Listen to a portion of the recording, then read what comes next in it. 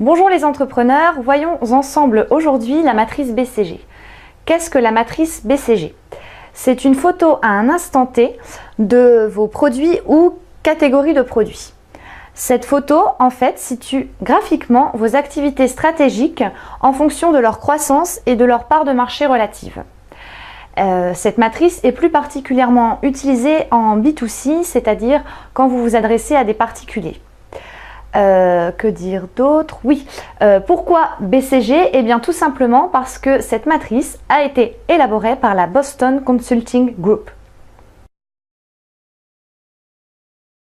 La matrice BCG permet à votre entreprise d'analyser d'un simple coup d'œil le potentiel de chacun de vos produits ou de catégories de produits et ainsi de déterminer des axes d'action prioritaires. Sur quel type de catégorie ou quel type de produit investir en termes de communication, en termes d'innovation par exemple, etc.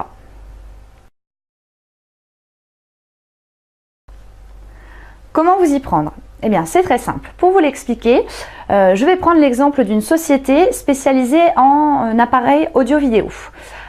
Donc, nous allons analyser 4 de ces produits qui sont le lecteur DVD, le magnétoscope, le lecteur DVD enregistreur et le lecteur DVD Blu-ray. Donc, vous allez voir que je vais les positionner sur la matrice de manière fictive en fonction de part de marché et de taux de croissance fictif aussi.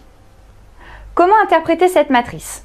Le lecteur DVD tout d'abord. Comme vous pouvez le constater, il se situe au niveau des produits appelés les produits vache à lait.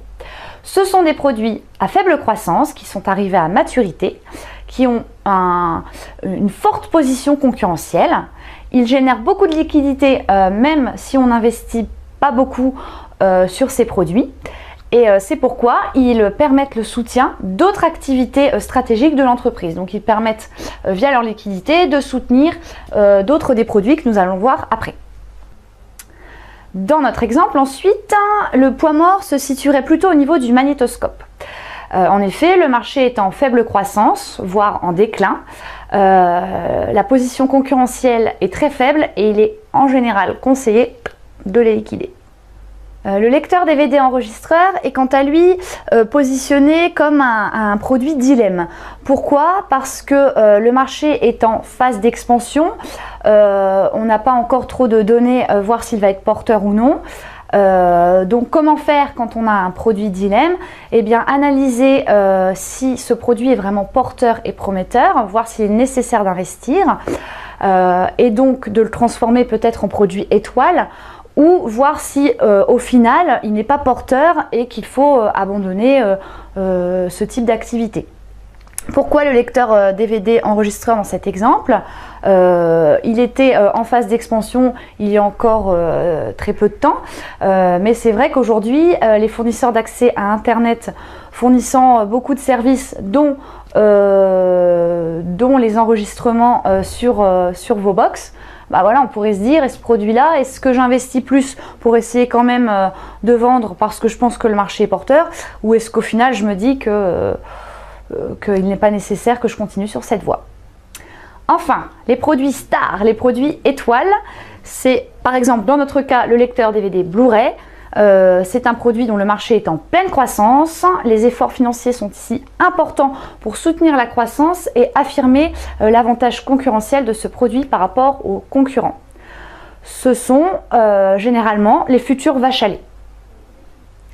Alors, ce qui est généralement recommandé, c'est de rentabiliser les produits vaches à lait, d'abandonner ou de maintenir sans investissement les produits poids mort, d'investir un peu plus, de catégoriser de nouveau ou encore d'abandonner les produits dilemme, et enfin de maintenir la position dominante des produits étoiles.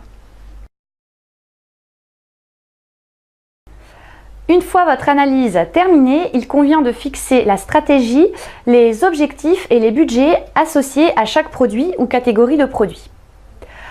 Attention toutefois en utilisant cette matrice, en effet, les synergies entre différents portefeuilles de produits de votre entreprise ou de votre marque ne sont pas possibles au sein de cette matrice. De même, les facteurs croissance et part de marché ne se suffisent pas toujours à eux-mêmes. Voilà les entrepreneurs, c'est fini pour aujourd'hui.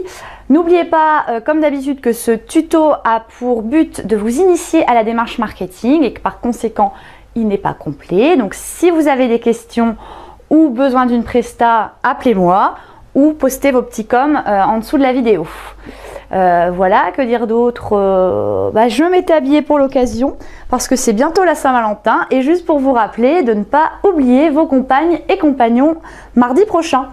Voilà, à jeudi!